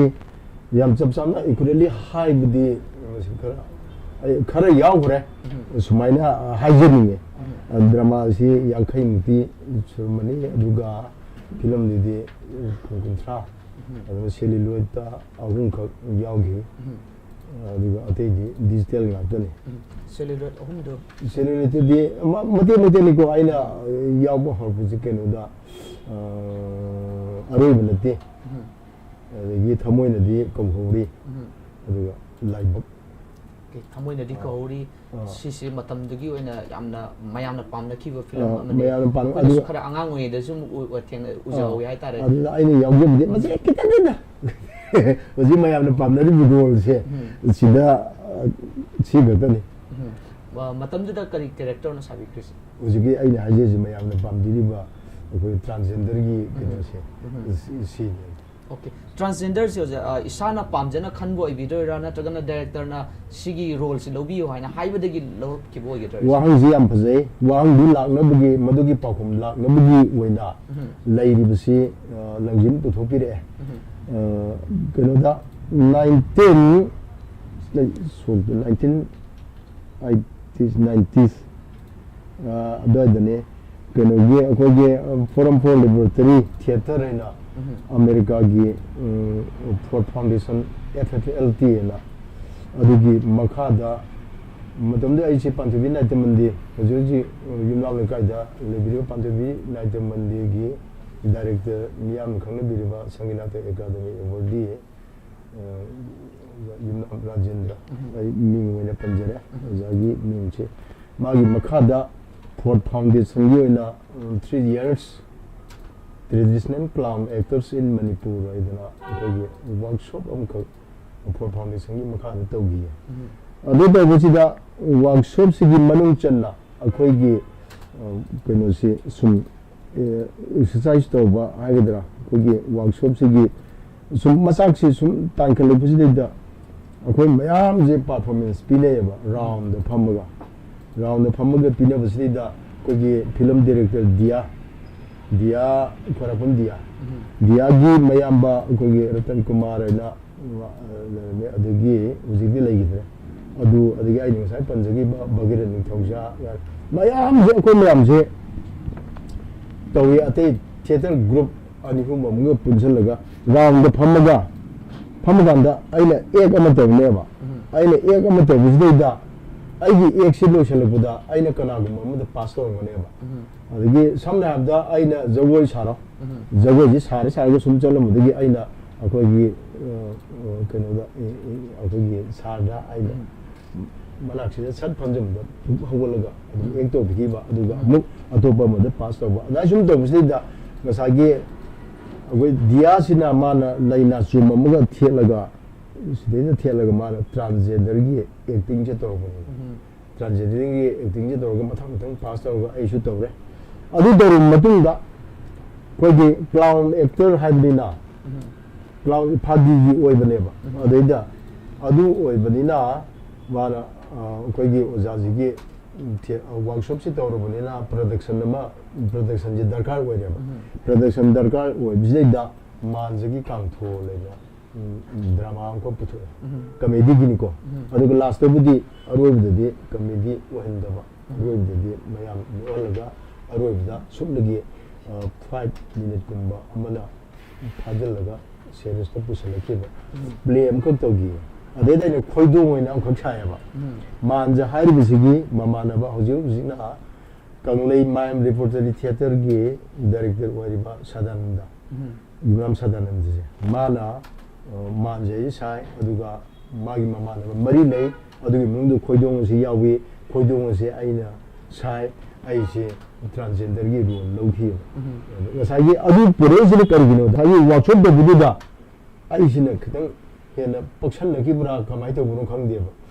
gi diana to budu akhoi myamna pass to naraga aina to gi budu ne hena chusan nagar bra khangde ojigi manje kangone ja khoidong ji pirei role ji pilabudi de madu ugi budagi amu atai dei kano je film de kan la thang tadi no phode suni ko no phode de su sigi role sin ayam bo oibe adamai to ke transgender gi role sina ojabu su mayam de hena sakhang na bagi expose to na bagi tanja do phanggi bane adamai na hajin ke ja film da kai de hero oina ge act to biu ga na ga ti lakhi de hero oina de lakte karigumba lakta ra ge do haraun lobi ga lambu taragadi aina yam haraun logani ai san phajadra su mai character du pu taragadi aina madu ngamna na bai pu na bohla ja if script to dana koi sman hara men khala je ba hero si amna masak mato phajaba ade mi au bu khuding mane magi sak tu da ngauna ba adugi script oirama ba aduga ojagi sak sida hero kumbi ona lam taragadi script to daga chanan oja accept to bi moina ta sena pambiragadi mekamena ta nam tare ai gira ne se de mekamna phajana ba to bi tare okay ja kano dagi nokphadi dagi nokphadi je volume mai phanayam thokre thokhi bajida ojana yawi khisi kya dagi kya fobo yawi kre aduga yamna mina hena demand lai khiba ade hena pamna appreciate to gibana karam part sing yawi nokphadi da aina yarupase nokphadi akoi sarvini kumar na puthokpa magi akoi sargi nokphadi ai nokphadi gi sidi yarupase volume 3 dagi yarupane aduga oji volume se 26 ai madu chapchane ke ama leibane haltda tawni baba adu ke latest babu ai adum yaw ke nokphadi dagi dialogue tang viewer mayam na su tani ngangani ai isamuk su tajani ngai tare khwai dagi mayam ne appreciate to gibe disi karam dialogue karam volume dagi oge yasage volume 9 ge adum le ko aduga kenoda akogi Rangilal Sidga Joseph ga mabani na mi hangaga mi se hanghang na lakpa karam tana asum se haraktraba beda aingonda hangdagi lakpa da moina khale mabani se transgender oina lakpane lakanda ibani gi dongsi de mi so phuruktana ibani je soini ko hana to ga ai si tupi apani mi upaga koi se matam de ai koi se phasana khame siga se kha da koi ga se sa na da ga to tupi apani upi leather jacket upi aduga mangal ni sum sai na ꯑꯩꯈꯣꯏꯒꯤ electric ꯄꯣꯁ ꯑꯃꯒꯤ ꯃꯈꯣꯡꯗ ꯑꯩꯁꯤ ꯂꯩꯕꯅꯦ ꯑꯗꯩꯗ ꯃꯕꯥꯅꯤꯁꯤ ꯍꯪꯁꯦꯅ ꯍꯥꯏꯅꯩ ꯑꯗꯣ ꯍꯪꯉꯨꯔꯀꯥꯟꯗ ꯏꯕꯥꯅꯤ ꯐꯨꯔꯛꯑꯗꯤ ꯀꯃꯥꯏꯅ ꯇꯧꯅꯤ ꯍꯥꯏꯗꯅ ꯏꯟꯅꯩꯌꯦꯕ ꯑꯗꯒꯤ ꯔꯪꯒꯤꯂꯥꯅ ꯑꯃꯨꯛ ꯍꯥꯏ ꯅꯪ ꯍꯪꯉꯁꯨ ꯑꯗꯩ ꯖꯣꯁꯦꯞꯅ ꯑꯃꯨꯛ ꯅꯪ ꯍꯪꯉꯨ ꯀꯩꯗꯧꯔꯒꯦ ꯑꯃ ꯍꯥꯏꯔꯦ ꯑꯗꯩꯗꯤ ꯃꯕꯥꯅꯤꯁꯦ ꯆꯪꯉꯒ ꯑꯩꯉꯣꯟꯗ ꯍꯪꯉꯤ ꯑꯗ ꯍꯪꯉꯀꯥꯟꯗ ꯑꯩꯅ ꯈꯨꯝꯕ ꯍꯦ ꯉꯁꯥꯏꯗꯒꯤ ꯅꯕꯥꯅꯤꯅ ꯑꯩꯉꯣꯟꯗ ꯀꯩꯅꯣꯝ ꯍꯪꯒꯦ ꯍꯥꯏꯔꯒ ꯁꯨꯛꯍꯪ ꯍꯪꯗ꯭ꯔꯤꯁꯤ ꯀꯔꯤꯒꯤꯅꯣ ꯍꯥ ꯅꯃꯥꯏꯗ ꯇꯨꯄꯤꯁꯤ ꯁꯦꯡꯅ ꯀꯟꯁꯤꯜꯍꯧꯔꯣ ꯃꯕꯥꯅꯤꯁꯦ ꯍꯩꯃꯥ ꯁꯤꯗꯤ ꯑꯩꯈꯣꯏ ꯄꯥꯔꯇꯤꯅꯦ ꯍꯥꯏꯗꯅ ꯅꯣꯛꯈꯤꯕ ꯑꯗꯨꯒꯨꯝꯕ ꯂꯩ ꯑꯣꯖꯥꯒꯤ ꯗꯥꯏꯂꯣꯒꯁꯤꯡꯁꯦ ꯇꯥꯕꯗꯁꯨ ꯅꯨꯡꯉꯥꯏ ꯐꯤꯂꯝꯗꯒꯤꯗꯤ ꯑꯣꯖꯥ ꯀꯩꯅꯣ ꯑꯩꯈꯣꯏꯒꯤ ꯀꯔꯤ ꯍꯥꯏꯇꯥꯔꯦ ꯀꯔꯤ ꯗꯥꯏꯂꯣꯒꯀꯨꯝꯕ ꯅꯤꯡꯁꯤꯡꯕꯤꯕ ꯂꯩꯕꯤꯔꯤ ꯐꯥꯏꯔꯦꯟ ꯊꯥꯒꯤ ꯑꯉꯥꯎꯕ ꯂꯩꯆꯤꯟꯗꯒꯤ ꯑꯣꯏꯔꯁꯨ ꯍꯨꯔꯥꯟꯕꯗꯨ ꯃꯄꯨꯅꯤꯗꯒꯤꯕꯨ ꯑꯣꯏꯔꯒꯁꯨ ꯗꯥꯏꯂꯣꯒ ꯑꯃꯇꯪꯒ ꯗꯦꯂꯤꯚꯔ ꯇꯧꯕꯤꯌꯨ ꯐꯥꯏꯔꯦꯟ ꯊꯥꯒꯤ ꯑꯉꯥꯎꯕ ꯂꯩꯆꯤꯟꯗ ꯗꯦꯅꯤꯁꯤꯅ ꯑꯩꯒꯤ ꯏꯆꯥꯅꯨꯄꯤꯁꯤ ꯀꯣꯏꯕ ꯂꯥꯛꯄ ꯑꯩꯒꯤ ꯏꯆꯥꯅꯨꯄꯤꯁꯤ ꯊꯣꯏꯅ ꯁꯥꯏ ꯑꯗꯒꯤ ꯐꯤꯂꯝꯗꯨꯗꯒꯤ ꯃꯥꯁꯤ ꯃꯣꯝꯕꯤ ꯍꯥꯏꯅ ꯈꯪꯅꯈꯤ ꯑꯗꯩꯗ ꯑꯩꯅ ꯑꯩꯒꯤ ꯏꯆꯥꯅꯨꯄꯤꯁꯤ ꯗꯦꯅꯤꯁꯤꯅ ꯑꯩꯒꯤ ꯏꯆꯥꯅꯨꯄꯤꯁꯤ ꯀꯣꯏꯕ ꯂꯥꯛꯄꯅꯦ ꯍꯥꯏꯁꯤ ꯈꯪꯕꯗꯒꯤꯗꯤ ꯑꯩꯅ ꯑꯩꯒꯤ ꯏꯆꯥꯅꯨꯄꯤ ꯃꯃꯤꯁꯤꯕꯨ ꯅꯨꯄꯥꯅꯒ ꯀꯣꯏꯕꯤꯕ ꯂꯥꯛꯑꯕ ꯌꯥꯝ ꯍꯔꯥꯎꯋꯦ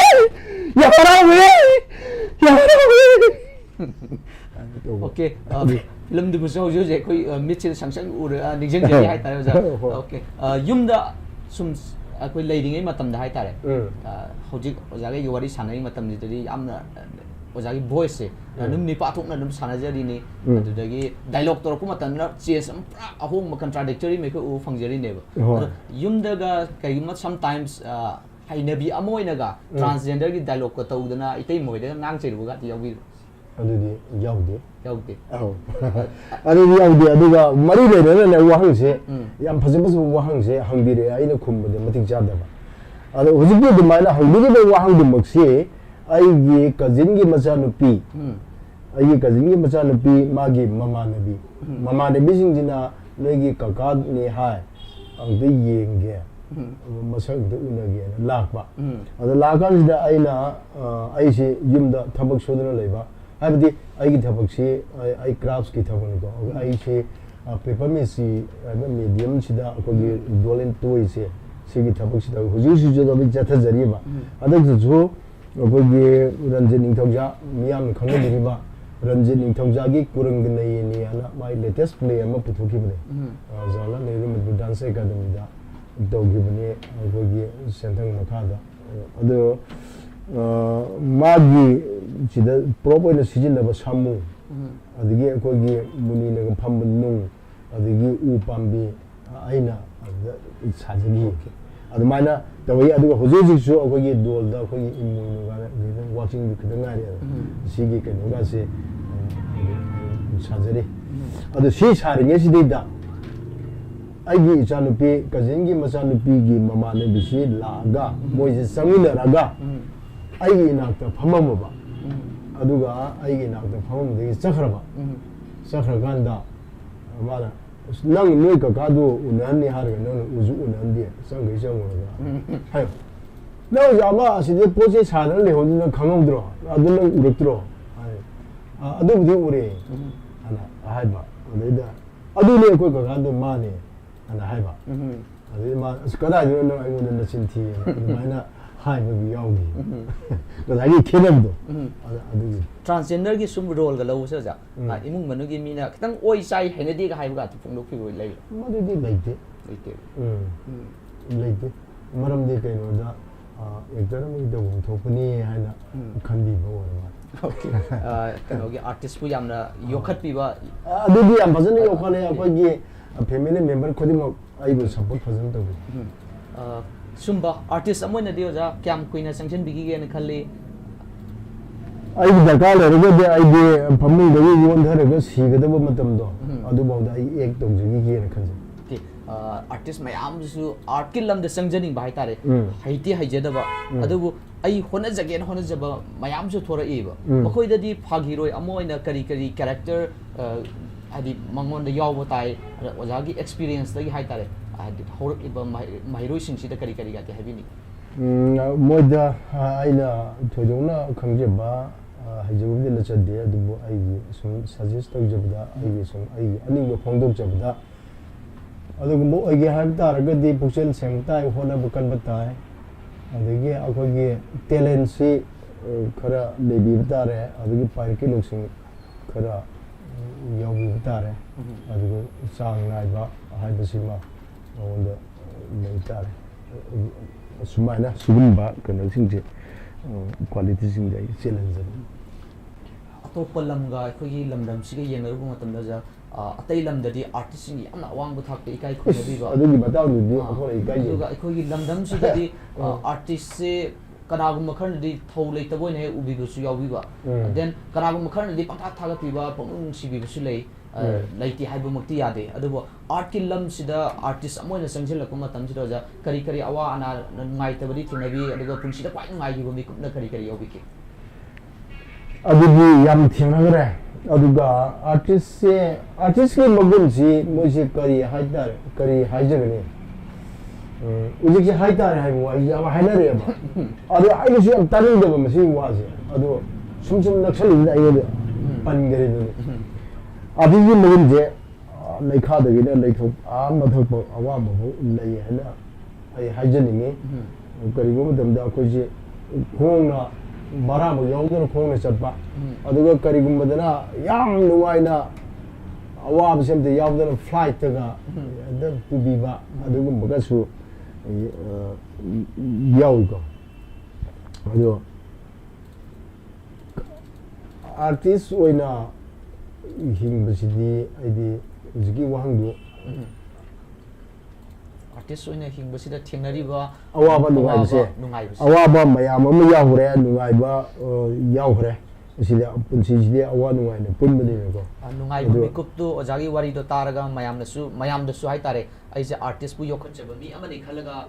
ꯍꯔꯥꯎꯖꯕꯁꯨ ꯌꯥꯎꯒꯗꯣꯏꯅꯤ ꯑꯣꯗꯤꯌꯟꯁ ꯑꯩꯈꯣꯏꯁꯨ ꯍꯥꯏꯇꯥꯔꯦ ꯇꯥꯖꯔꯤꯕ ꯑꯩꯈꯣꯏꯁꯨ ꯗꯦꯟ ꯑꯣꯖꯥꯒꯤ ꯑꯋꯥꯕ ꯈꯨꯗꯣꯡꯊꯤꯕ ꯑꯥꯔꯇꯤꯁꯄꯨ ꯍꯟꯊꯅ ꯌꯦꯡꯈꯤꯕꯒꯤ ꯃꯇꯥꯡꯕꯨ ꯑꯣꯏꯔꯒꯁꯨ ꯃꯗꯨ ꯇꯥꯕ ꯃꯇꯝꯗ ꯑꯩꯈꯣꯏ ꯏꯁꯥꯅ ꯔꯤꯌꯦꯂꯥꯏꯁ ꯇꯧꯖꯔꯒ ꯍꯥꯏꯇꯥꯔꯦ ꯁꯤꯃꯐꯥꯎꯗꯤ ꯇꯧꯕ ꯌꯥꯗꯦꯀꯣ ꯑꯥꯔꯇꯤꯁꯁꯤꯡꯒꯤꯅ ꯑꯁꯤ ꯌꯧꯅ ꯃꯣꯏꯒꯤ ꯊꯃꯣꯏ ꯁꯣꯛꯄꯁꯦ ꯑꯩꯈꯣꯏꯒꯤ ꯃꯥꯡꯖꯕ ꯑꯃꯅꯤꯀꯣ ꯀꯥꯏꯅ ꯈꯜꯍꯟꯕ ꯃꯤꯀꯨꯞꯁꯨ ꯁꯣꯏꯗꯅ ꯌꯥꯎꯔꯝꯒꯅꯤꯅ ꯈꯟꯖꯩ ꯑꯣꯖꯥ ꯑꯗꯨꯅ ꯑꯣꯖꯥꯒꯤ ꯈ꯭ꯋꯥꯏꯗꯒꯤ ꯅꯨꯡꯉꯥꯏꯈꯤꯗꯕ ꯃꯤꯀꯨꯞ ꯑꯃꯇꯪꯒ ꯌꯥꯝꯅ ꯅꯨꯡꯉꯥꯏꯈꯤꯕ ꯃꯤꯀꯨꯞ ꯑꯃꯇꯪꯒ ꯄꯥꯎꯗꯝꯕꯤꯌꯨ ꯌꯥꯝ ꯅꯨꯡꯉꯥꯏꯈꯤꯗꯕ ꯃꯤꯀꯨꯞꯁꯤ ꯀꯩꯅꯣꯗ ꯑꯩꯈꯣꯏꯒꯤ ꯖꯤꯔꯤꯒꯤ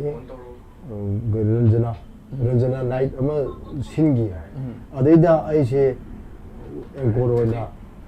ꯑꯩꯁꯦ ꯄꯨꯕꯤꯕ ꯁꯤꯗꯒꯤ ꯆꯠꯄꯁꯤꯗꯩꯗ ꯑꯩꯈꯣꯏꯒꯤ ꯖꯤꯔꯤ ꯇꯨ ꯏꯝꯐꯥꯜ ꯇꯨ ꯖꯤꯔꯤ ꯆꯠꯄꯁꯦ ꯀꯃꯔꯪꯒꯥꯅꯦꯕꯀꯣ ꯑꯩꯈꯣꯏ ꯁꯤꯗꯒꯤꯅ ꯀꯃꯔꯪꯒꯥꯐꯥꯎ ꯆꯠꯄꯒꯤ ꯁꯤꯒꯤ ꯂꯝꯕꯤꯁꯦ ꯑꯩꯈꯣꯏ ꯖꯤꯔꯤ ꯂꯥꯟꯁꯦ ꯁꯤꯗꯩꯗ ꯄꯟꯕꯗꯤ ꯑꯩꯈꯣꯏꯒꯤ ꯏꯆꯤꯟ ꯏꯅꯥꯎꯁꯤꯡ ꯍꯥꯏꯇꯥꯔꯦꯅꯦ ꯑꯩꯈꯣꯏꯒꯤ ꯅꯤꯡꯇꯝꯕ ꯄꯨꯔꯛꯅꯤꯡꯕ ꯍꯥꯏꯗꯅ ꯃꯣꯏꯁꯦ ꯃꯈꯟꯁꯦ ꯂꯣꯏ ꯁꯨꯅ ꯊꯦꯡꯅꯕ ꯑꯗꯨꯗ ꯑꯗꯨꯒꯤ ꯃꯅꯨꯡꯗ ꯑꯩꯈꯣꯏꯕꯨ ꯌꯥꯝꯅ ꯊꯥꯛ ꯋꯥꯡꯅ ꯈꯟꯕꯤꯕ ꯀꯥꯡꯂꯨꯞ ꯌꯥꯎꯔꯝꯃꯤ ꯑꯗꯨꯒ ꯑꯩꯈꯣꯏꯗꯒꯤ ꯁꯦꯜꯁꯤ ꯂꯧꯒꯦ ꯍꯥꯏꯕ ꯀꯥꯡꯕꯨ ꯑꯃꯁꯨ ꯂꯩꯔꯝꯃꯤ ꯑꯗꯨꯅ ꯃꯔꯝ ꯑꯣꯏꯗꯅ ꯑꯩꯈꯣꯏ ꯃꯣꯏꯅ ꯗꯤꯁꯇꯔꯕ ꯇꯧꯕꯗꯒꯤ ꯂꯝꯕꯤꯁꯤ ꯑꯩꯈꯣꯏꯅ ꯃꯇꯝ ꯆꯥꯅ ꯌꯧꯕ ꯉꯝꯍꯧꯗꯕꯗꯒꯤ ꯑꯁꯣꯝꯗꯅ ꯍꯧꯖꯤꯛꯀꯤ ꯁꯤꯜꯂꯤꯕ ꯅꯥꯏꯠꯁꯤꯒꯤ ꯃꯐꯝꯁꯤꯗꯩꯗ ꯈꯥꯔꯤꯕ ꯖꯤꯡꯒ ꯂꯣꯏꯅ ꯁꯤꯗꯣꯛꯑꯦ ꯑꯗꯒꯤ ꯆꯧꯀ꯭ꯔꯤ ꯊꯨꯗꯦꯛꯑꯦ ꯊꯥꯡ ꯁꯟꯅꯗꯅ ꯇꯧꯕ ꯑꯗꯨꯒꯨꯝꯕ ꯐꯤꯕꯝ ꯂꯩꯔꯝꯃꯦꯕ ꯑꯗꯨꯕꯨ ꯑꯩꯈꯣꯏꯅ ꯂꯝꯕꯤꯗ ꯁꯨꯃꯥꯏ ꯇꯧꯗꯅ ꯈꯨꯗꯣꯡꯊꯤꯕ ꯊꯦꯡꯅꯔꯛꯏ ꯍꯥꯏꯗꯅ ꯇꯁꯦꯡꯅ ꯑꯩꯈꯣꯏꯅ ꯊꯦꯡꯅꯈꯤꯕ ꯃꯌꯥꯝꯗꯨ ꯂꯤꯖꯔꯀꯥꯟꯗꯗꯤ ꯃꯣꯏꯁꯨ ꯋꯥꯈꯜ ꯇꯥꯃꯤꯟꯅꯔꯛꯑꯀꯥꯟꯗ ꯑꯃꯨꯛ ꯉꯁꯥꯏꯒꯤ ꯑꯇꯦꯛ ꯑꯀꯥꯏ ꯊꯣꯛꯏ ꯃꯌꯥꯝꯗꯨ ꯂꯣꯏꯅꯃꯛ ꯁꯦꯝꯖꯤꯜꯂꯒ ꯃꯊꯪꯒꯤ ꯅꯨꯃꯤꯠꯇ ꯑꯗꯨꯃꯥꯏꯅ ꯅꯥꯏꯠꯇꯨ ꯄꯥꯡꯊꯣꯛꯈꯤ ꯑꯗꯨꯒꯤ ꯃꯣꯏꯅ ꯄꯤꯔꯛꯈꯤꯕ ꯗꯤꯁꯇꯔꯕꯇꯣ ꯃꯗꯨ ꯅꯨꯡꯉꯥꯏꯈꯤꯗꯦ ꯍꯦꯛꯇ ꯄꯟꯊꯣꯛꯆꯔꯕꯗ ꯀꯥꯞꯈꯤꯕ ꯅꯣꯡꯃꯩꯁꯦ ꯃꯣꯏꯅ ꯑꯩꯈꯣꯏꯗ ꯀꯤꯍꯟꯕꯒꯤ ꯀꯥꯞꯈꯤꯕ ꯅꯣꯡꯃꯩꯁꯦ ꯃꯔꯨꯁꯦ ꯉꯥꯛꯁꯪ ꯉꯥꯡꯅ ꯄꯥꯏꯕꯁꯤ ꯎꯏ ꯑꯩ ꯄꯨꯟꯁꯤꯗ ꯑꯩ ꯊꯦꯡꯅꯗ꯭ꯔꯤ ꯑꯗꯨꯕꯨ ꯑꯗꯨꯗ ꯊꯦꯡꯅꯔꯦ ꯁꯤꯅ ꯅꯨꯡꯉꯥꯏꯇꯕ ꯑꯣꯏ ꯑꯗꯨꯒ ꯅꯨꯡꯉꯥꯏꯕ ꯑꯣꯏꯅ ꯍꯥꯏꯔꯒꯗꯤ ꯑꯩꯁꯦ ꯄꯤꯄꯜꯁ ꯑꯥꯔꯠꯁ ꯑꯦꯟ ꯗ꯭ꯔꯃꯥꯇꯤꯛ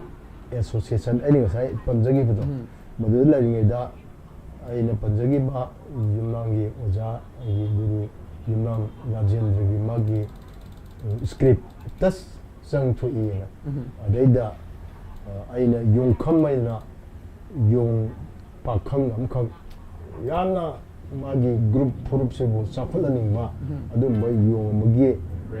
अदुगा कोन मी ओलकिबा अमगी सकम आइना लोगजगी लीडिंग लोन ने अदु लोको आइजे ऑल इंडिया की ओइना बेस्ट एक्टर फंगी मदु याम ओके जागे ना हुजिके जो पनबीग्रे बेस्ट एक्टर ममांगददी सुम टाइटल जे लोबी रखिबदि क्या सुबिरजा कनो से अदुदा एलाबत निको ऑल इंडिया की तौरिसे अदुमा लौरे अदुगी मथंगदा अमुका सोमदा मणिपुरदा अमु लौरे बेस्ट एक्टर से ओके बेस्ट एक्टर अदगी अदुना तबा अते बेस्ट सपोर्टिंग एक्टर अदुगा थर्ड सेकंड अदुमाइना ताबा अदुगा मणिफा 2017 मणिफा अदुदना best actor in comic role लेना अदुदा फंगजगी सुमाइना एसिमेंट याम तांग खजेजी फंगजे लंदम सिदा इकोना सुम इसाईगी बो ओरगसु फिल्म बो ओरगसु 2019 दगी हाइबा तारे कोरोना हेक लाखिबदगी आर्टिस्ट मयाम सि सुम वानरुरे सुकिमति फिल्म सु यादगुम तो लीला सु यादगुम तो इसाई सु यादगुम तो देन अदुदगी खितंग सफर एना तो मतम सिदा उसी मु कांगलो की इरांग बद थोक्सलक बसिना आर्टिस्ट मयाम सि सुम ओआब फिल्म दे लेदी कनागुम आर्टिस्ट खरदी मसागी तोंगान द सेंथोक लंबी लेजदना आर्टिस्ट बु आर्ट पु पामजदना संग खिदि मयाम यावी कनागुम खरना आइदि आर्ट टुदगी हिंगजबनी हाइबसु मयाम यावरी सुम मतंग सिदा जो आर्टिस्ट मोइना करी हाइबि निंगी अखोइ जे सुमान सुम कुइना सांगना लै तारगदी आर्टिस्ट सिंगी तसेंगना मतुंगदरी आर्ट की लमद लांगोइदबसु याव तायेबको अदुना ओजागी मोतदी करी हाइबि निंगी सुम मयाम थोरकपसिदा आर्टिस्ट सिंगदरी करी पुइन थोगतपिनी सुगुब मयाम जी थोलकपसि दैदा कोगी आर्टिस्ट की ओइनदी पुरा पुमसी सिबु पुमसी आई इसामसु उजुजी सेक्टोलमदी आर्टगी आइना तौजरुबा खरुदे मयाम नुंसिबुदना पिबिरबा दुमा उजि सुलै लेद्रे खुदमना हाबदा सुमांग लीला चचरमी सुमांग लीला बदा पार्ट प्लेदा असोसु फंगबा अदगी अखोइ सिदेदा सानद्रसु मपालमदगे चतना मपालमदे अखोइगी कल्चरगी नुसिरबा इसिलि नाउसिंगसिना मोइनसु अखोइबु कौबिरगा अखोइगी आर्ट सि मोइना यंगिबा अदुगा मोइना अदुगी खुलंग हाइगा अदु खरा अखोइदा हिंजनबगी पांबई ओइनबा सेंदुं खरा पिबिरबा अदु मलेरमबुजु कुमसी चतना हुजुजु ngasi December की तांग कुलुमदोनी सिगी मतम जिमक ममांग चही जिंगदे आदा कसादा मयांगी सेवा तौदना लेजरीबा मतम नेबा आइंबा खंदगे अबोय सेवा तौजो मतम अदो सुमाय तौसे याम अखोय आर्टिस्ट की ओइनदी यामना अवाबा म ओय अदो सिगी अवाबसे सिगी खरदं कंजनबा अखोयगी लैंगा तगी हाइगदरा लैंगा की माइकैदगी अखोई दा आर्टिस्ट जी यंगदगा खरा मते खरा कई पांग याबदा कई खरा पांगजनिंगे सरकार की साइटिंग चीफ मिनिस्टर के आर्टिस्ट की टेंबांग हनबुदी स्कीम खरा होदोखिबदे कोई सुम ताजा हुआ लैरे अतोपदी करी गुंबा स्कॉलरशिप गुंबा पीबो खोटपगी खुदोंग चाबा पेंशन सिस्टम गुंबा गादी पेंशन सिस्टम जे उजकी कनोदनो ओइदेनी चीफ मिनिस्टर की आर्टिस्ट की टेंबांग अदुम्बो ओइदेनी अदुगा सेंथंगी हारुरगदी ह्यूमन रिसोर्स डिपार्टमेंट दगी अखोगी असोगी आउजागी दगी को मोइनसु अदुम संस्थान लेरिबा संस्थान सिंगी आर्टिस्ट सिंगी पेमेंट बुदी खरखर पीबा लई पी सुमांग लीला हना ओजाना हाइफेटी पनबिके अदा जो सुमांग लीला दसु नुम शासी यावबिरिब्रा सुमांग लीला से यावजरी करी करंबा स्टार आर्टिस्ट यूनियन दा लेजरी ममांगदा आइगे ख्वाई याना यूरोपनिया नॉर इंफाल मनपुर जत्रा मंडल लेना अदुगी फजबिगी मपुना रंजित निथौजागी मागी स्क्रिप्ट ने अदुदा आइजे तंगरा बाइबी मूवी एना अमुक की रोल लोगी मदुना आइगे सुमांग लीलागी इहान हान प्ले होजि फावदरी सुमांग लीला मसिंग दी क्या मुसुबी मसिंग जे अदुम कुन फेस्टिवल दा ओजाना यावखिबा सुमांग लीला दगादी करी अदुगी एसेमेंट दे फंगबा लेते ओके सोइदनदी फंगखिने हाना अखोइ आशा तौजरी मरमदी ओजाना लौबिरिबा ओजाना तौबिरिबा कंट्रीब्यूशन से सुकि मतिक चावे फिल्म दबो हारसु लीला दबो हारगसु इवन इमुंग मनुंग दबो हारगसु कमेडियन अमगी character change basi compulsory no masana yaw basi ko society jum thengna dun la bani comedian amana lawriba role sa sukimatic chawre adu sometimes comedian amana adi mana knocking bagi bu oragasu hagi mong da bu oragasu society is the message mayam di piri piri ba message sing da ozana loki ba role sing da su society is the message pu ba kharma khari yaw ngani na sa tawreja kari kari karam ba film da gi or su drama lila da gi or su mayam da message pi gi ba ba kari ke yaw bi ꯑꯗꯨꯗꯤ ꯑꯌꯥꯝꯕꯅ ꯑꯩꯈꯣꯏꯒꯤ ꯅꯣꯛꯐꯗꯦꯒꯤ ꯂꯩꯕ ꯑꯩꯈꯣꯏꯒꯤ ꯅꯣꯛꯐꯗꯦꯅ message ꯄꯤꯕꯁꯤ ꯑꯩꯈꯣꯏ ꯑꯦꯖꯀꯤꯗ ꯄꯤꯔꯦ ꯑꯗꯒꯤ ꯃꯁꯤꯗꯤ ꯁꯨꯔꯦ ꯍꯥꯏꯖꯕ ꯇꯥꯏ ꯀꯩꯅꯣꯁꯤꯗꯤ ꯃꯦꯁꯦꯖ ꯃꯌꯥꯝꯁꯦ ꯑꯩꯈꯣꯏ ꯁꯥꯔꯣꯏꯅꯤꯒꯤ ꯂꯝꯖꯤꯡ ꯃꯈꯥꯁꯤꯗꯩꯗ ꯑꯌꯥꯝꯕꯅ ꯂꯣꯏꯅ ꯑꯗꯨꯒꯨꯝꯕ ꯃꯦꯁꯦꯖ ꯌꯥꯎꯕ ꯁ꯭ꯇ꯭ꯔꯤꯞ ꯄ꯭ꯂꯦ ꯅꯨꯡ ꯃꯦꯁꯦꯖ ꯄꯤꯕ ꯄ꯭ꯂꯦ ꯉꯥꯛꯇꯅꯤ Okay, HIV/AIDS. Hojipudi India government Malim gen World Health Organization akan section thong local pudina marumarga HIV/AIDS adi HIV positive obi sang suki mati hunter ai ba yai mamangi decade kharaga yeng na rubu matamda masi su artist mayam gi asobu contribution yawi base aduna ojada laksaningi di asagi HIV/AIDS ka mari lainana mayam de aware oibi aba ojagi oiba on delivery da mayam de message oi dialogue yam tang thambi mayamna HIV se masigane sagona na hibi oi hairagadi ne blood se kari blood se kapagi tanja la gadi tested blood adu khatam kapiu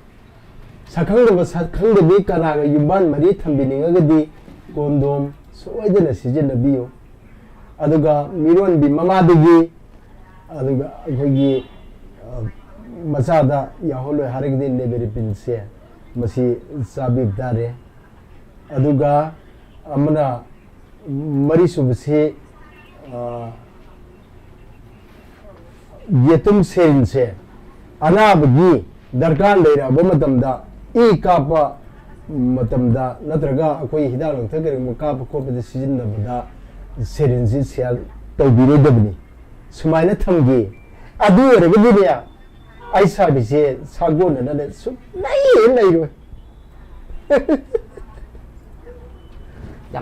yam phajaba ada ataba khoidu nokning bagal loina na haitare message tu lokshin ba yaba adugun ba oja khoina lobi ba artist amagi role ne yamna thagat ningai ne oja adu oja da makhata na laksening bo wafum sina mai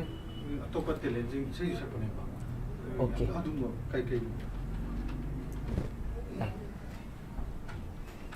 ja film da drama da comic ki role de khoi sum uzare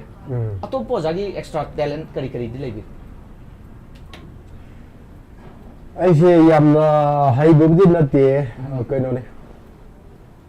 akhoi gi ainu sai panjabi ba gi guru oja rajen se mana aina theater se changbo matam ma ga thengna bse ai 1986 ton 1986 da thengna bse mana hai kuber theater se drama si tawge haiba taragadi isai khara haibatai jagoi haibatai thangta haibatai aduga khoge tribe sing leiriba sigi isai si khangtai thin ba haibatai wari liba haigani chi loina mapung phana perfect oina chatraga so nangi act to bu ngai ba si khangjin ba mathau tai jan ta pigi adugi matungina ai si drama se to ba hora ganda jala ne bi dance academy si de da jagoi tan ki jagoi ji so ado ai si yamna senior ne after graduation ko graduate ka pass or matung de ni mamang de to gi de ne ado ai ne chang ka ne interview yaw bu da matam du gi director se ko gi oja kumatin prakash ne oja na ingonda nang kari gi no sahi su zo adum lina ure adu ga si de interview yaw se kari gi no ana ada ina komisar ai theater tawjabani adu theater tawba habasi sugumba art sing ji khangdabu ya de ji mathau ta ma lere aduna kidan khangjaning dana ai interview yawjare pade ai ne khumje ba madu khumadu dige ꯑꯩꯁꯦ ꯏꯟꯇꯔꯚ꯭ꯌꯨꯁꯦ pass ꯇꯧꯍꯜꯂꯦ pass ꯇꯧꯔꯀꯥꯟꯗ ꯑꯗꯨꯗ ꯑꯩ ꯑꯃꯨꯛ ꯇꯧꯔꯤꯁꯤꯅ ꯃꯌꯥꯝꯁꯤꯗꯤ ꯑꯩꯈꯣꯏꯒꯤ ꯍꯧꯃꯤꯟ ꯀꯥꯃꯤꯟꯅꯁꯤ ꯗꯤꯄ꯭ꯂꯣꯃꯥꯗ ꯂꯣꯏ ꯆꯪꯅꯩꯑꯕ ꯑꯩꯅ ꯍꯦꯟꯅ ꯈꯪꯅ ꯅꯪꯅꯤ ꯒꯥꯏꯅ ꯁꯥꯔꯇꯤꯐꯤꯀꯦꯠꯇ ꯆꯪꯕ ꯆꯍꯤ 33 ꯇꯝꯃꯤ ꯑꯗꯨꯅ ꯃꯥꯁꯇꯔ ꯑꯅꯤ ꯂꯣꯏ ꯄꯣꯁ ꯒ꯭ꯔꯦꯖꯨꯋꯦꯠꯁꯦ ꯂꯥꯏ ꯍꯔꯥꯎꯕꯒ ꯔꯥꯁꯀꯗ ꯑꯗꯨꯃꯥꯏꯅ ꯇꯧꯗꯅ ꯂꯣꯏꯈꯤꯕ ꯑꯗꯨꯒ ꯏꯁꯩꯁꯨ ꯃꯇꯦꯛ ꯃꯇꯦꯛ ꯈꯖꯤꯛ ꯈꯖꯤꯛ ꯁꯨꯝ ꯉꯪꯕ ꯑꯗꯨꯝꯕ ꯑꯗꯨꯃꯥꯏꯅ 이세 맞대 암따가 다져는 거죠. 이세지디 그런 얘기래 이세기 와리시 그냥 미적이 고 맞대마 이세기 하이즈비디 바이나 이세 잡거든요. 거기 그 살다 이나 산에서 그 수마리라 이스티 처음에 상하는 뭐 가사다 묻혔디 남 고초보에 누가 누가 해도가 누가 material 모이는 절리 아두다 ममांग चाहिए इसे अथापद कौरगलो लेंगमद्री मिरम सिदाइना कोई निथौ खोमुगे मेदाजित की मागी मयेक्ता होगी तमो तिकी सकप इसे मसी खलकबा मसी खलकबा अगांजिना अखोगी मेल सिंगर फीमेल सिंगर से मोजे खाना जाने आइने सोंगे मेकअप पाना दौरी अबे मेल सिंगर जी के फीमेल सिंगर जी मोजे खाना रे म्यूजिक का खाना रे मेल जी सकूं नमदे अदगी फीमेल जू नमदे अदगी कमाई दौरी सोंगे दी इसे जी सकते भी आदे तक्षलावा सही मरफूगी मया मना अदगी आइवंद चगे जागी मेल सिंगर जना जा अथापद कौरुगनो आइ इसे जी सी खले सी अखोइदी ꯑꯩꯅ ꯁꯨ ꯉꯝꯗꯦ ꯑꯩꯈꯣꯏꯒꯤ ꯃꯦꯜꯁꯨ ꯉꯝꯗꯦ ꯐꯤꯃꯦꯜꯁꯨ ꯉꯝꯗꯦ ꯁꯛꯄꯤꯗ ꯌꯥꯗꯦ ꯁꯤ ꯀꯃꯥꯏꯅ ꯇꯧꯅꯤ ꯑꯣꯖꯥꯅꯗꯅ ꯌꯥꯔꯔꯣꯏꯅ ꯍꯥꯏꯔꯦꯅꯦ ꯑꯩꯅ ꯑꯁ ꯀꯗꯥꯏꯗꯒꯤ ꯂꯩꯕ ꯑꯩꯗꯤ ꯑꯗꯨꯗꯤ ꯁꯨꯝ ꯀꯥꯕꯛ ꯀꯥꯕꯛꯇꯤ ꯇꯥꯏ ꯑꯗꯨꯒ ꯇꯁꯦꯡꯅ ꯐꯥꯕꯗꯤ ꯅꯠꯇꯦ ꯑꯩꯗꯤ ꯀꯃꯥꯏꯅ ꯇꯧꯅꯤ ꯑꯗ ꯍꯥꯏꯕꯗꯒꯤ ꯑꯁ ꯑꯣꯖꯥ ꯁꯛꯄꯤꯗꯕ ꯌꯥꯗꯦꯅ ꯃꯥꯅ ꯑꯩꯉꯣꯟꯗ ꯍꯥꯏꯔꯝꯃꯦ ꯐꯔꯕꯗꯤ ꯌꯦꯡꯉꯁꯦꯅ ꯇꯧꯔꯒ ꯑꯩꯁꯦ ꯏꯌꯥꯔꯄꯤꯁꯁꯦ ꯅꯥꯀꯣꯡꯗ ꯍꯥꯞꯆꯤꯜꯂꯦ ꯐꯣꯟꯁꯦ ꯊꯝꯃꯦ ꯊꯥꯔꯒ ꯑꯗꯨꯒ मेकअपसे तारे अहम ताबे चे कोलम पादे मयेक्से स्टॉप तौर पोज तौर मयेक्से इथोए अनिरक तारे अहम शब्द यानी यानी इसे सक्चेब इसे सकदा इसे सईद नुपी थोले हनुबी अद हनुबी थोड़ा माना अदे आइगे इमा सकफजबीद हाइटेका मानबुदवेबा अदे आइना खुरमजे मा इनोदा भजना नांदा बिरमे अदुगा सिदे स्वाइसिदे मोइदे पिन कोइ पैसासे सेनियक्सि पिन हुलगा स्वाइदगा पतेते थेजले मा पते थेजले स्वाइदे थेलमे नंगदबो थेलमे अदुगा नुपी अमबु थोले नहामा अदुगा जा सिगी इसेजे खनबीबदो 아이기 이마는 간비네 어자나 삭비는 지ям 누가지래 아두마이 도우드나 도우기바 이세이 하이범디 나타바 아두기 아이나 양 누가지기도 아두마이나 도우에 아이나 페이스북에 가서 타가서기네 거기 아두기 세이도 호직 맞대 아두기 세이도디 어두머디 와라비비 야드래 나도이 ngầm 기네 오케이 아두막 와로저로 하이타레 아두고 이사이 아마디 구돌 담비더버디 야저자 오디언스 매암에서 코란 나이르면이 나타도 이사이제 오자바리기시 얌얌그래 아두나데바 거기 바봉 리본 시암 차르마 아니 해마 반의 석점지 바봉 시암 차르마네 여기 송진 비숍이네 여기 오자바리기 이사이제 석제 아두 시기 그노시디 달라지 강비 ngarang ngasi ju pan chari ngarang ngasi ne pakong chai ngarang pan chai khonjel ba de bhazar ba de bole mu ko ado za ai ning sai panjagi ba za kuman them prakash na sai ri ba aduga za na sakti ba sai mateng khatang nang ji lira ba lai kol gi khuira ba lai rang 리러벌레 골기 खु이러벌레랑 데칼로 궁기 농호락네 강러버뚜렐기 시러버이첼 이호로 이마이 lai dân cholo đi ra bờ lấy cồn gi khuy ra bờ lấy rang cùng đi nông khong han bờ đi con lấy bung gi nông đông khôn ni ari ba pamel usa khuding alo ba mayon song larani đi ra bờ lấy cồn gi khuy ra bờ lấy rang malla ba mandir gi muli ba meri sukhala shagi mangal uri ngai tadla ba shariki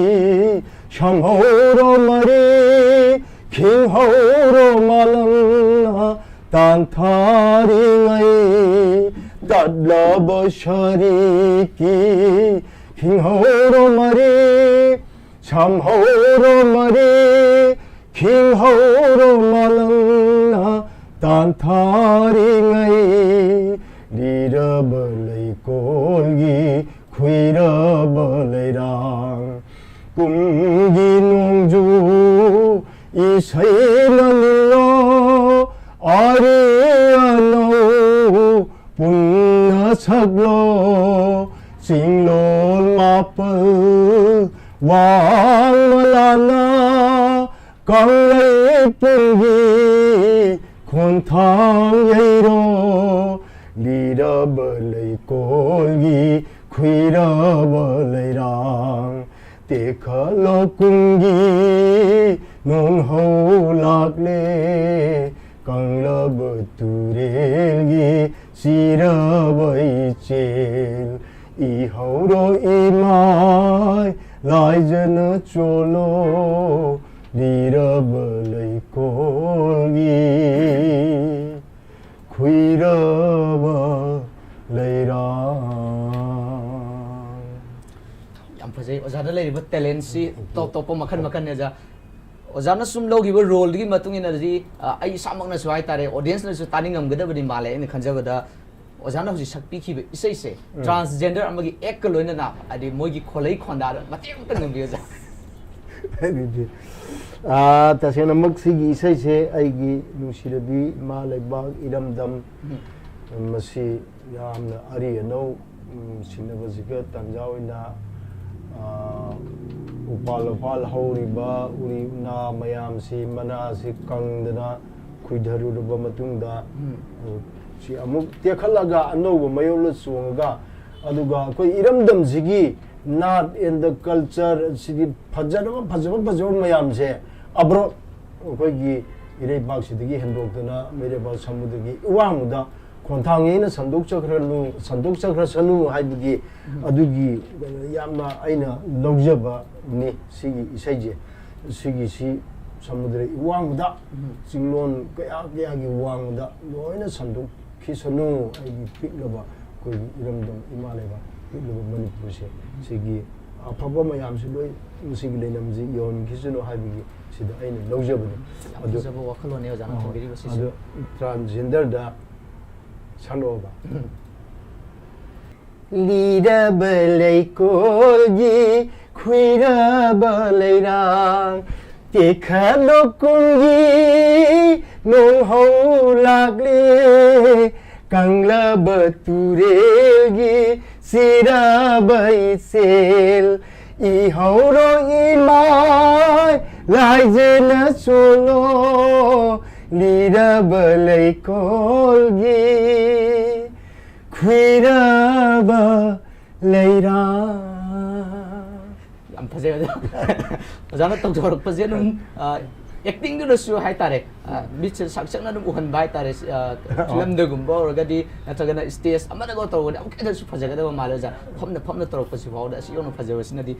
yamna nungai oja ga ngasi biku khadang phamina duna bi tv gi studio sida sigum le bai khoi thorom saknai re singi wari thorom masigi saruk amoina oja na saruk yabi wa oja gi asin matam gi ama kai thok pi re haraga matung gi tanja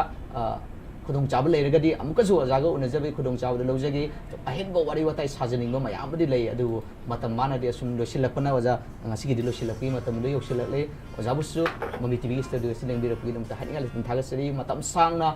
artist अमोइना नमदम मसिगी प्रजा मयामगी सेवा तबो ngam bo ibiu hana wispi jari